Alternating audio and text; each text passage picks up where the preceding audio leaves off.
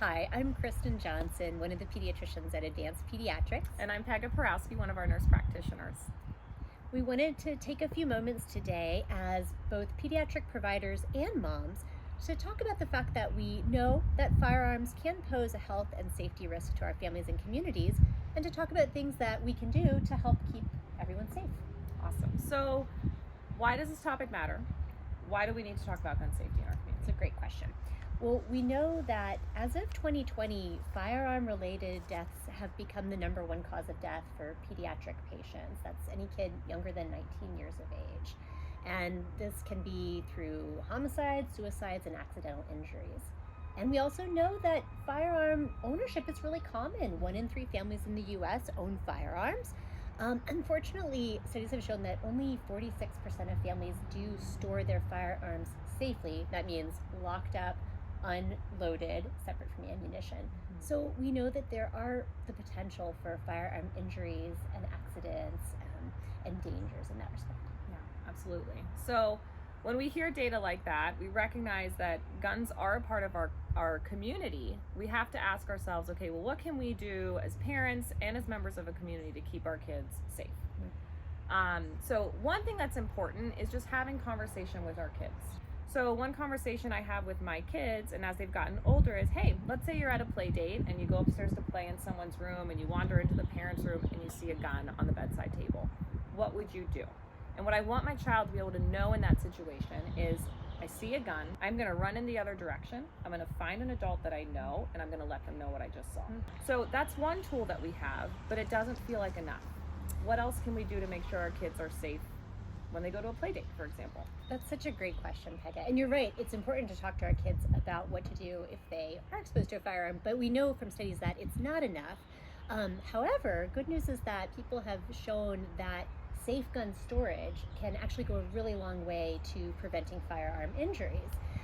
So what does safe gun storage look like? It means that if you own a firearm, you should have a gun safe or a locked gun cabinet.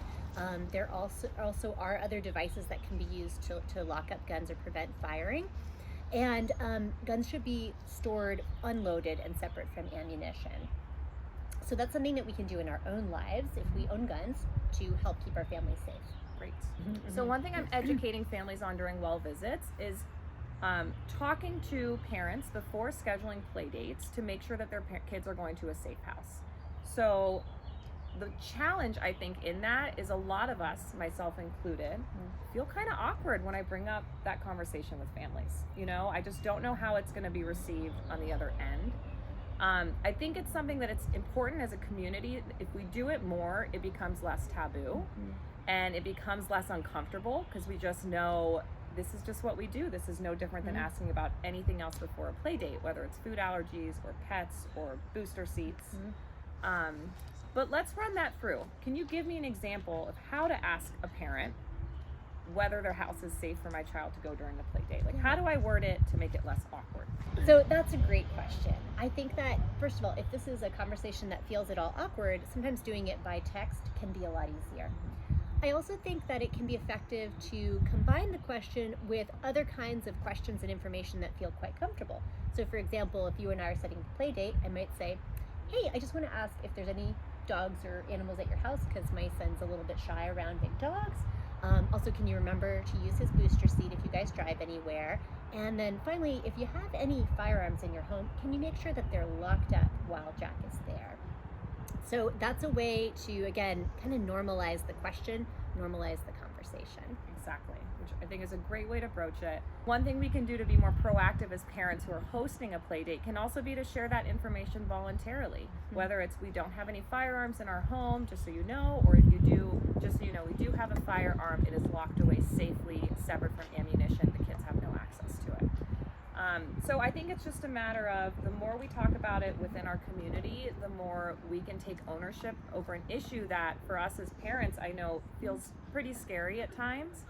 And it feels like we don't have as much control over as we'd like to. So our hope is with this video, we can kind of empower all of us as parents within our town to do what we can do to keep our kids safe. So we want to thank you guys so much for listening in on this video. And we really appreciate you taking the time to think and talk about this issue that's of huge public health importance. I know that together we can make our community a safer place. Thanks.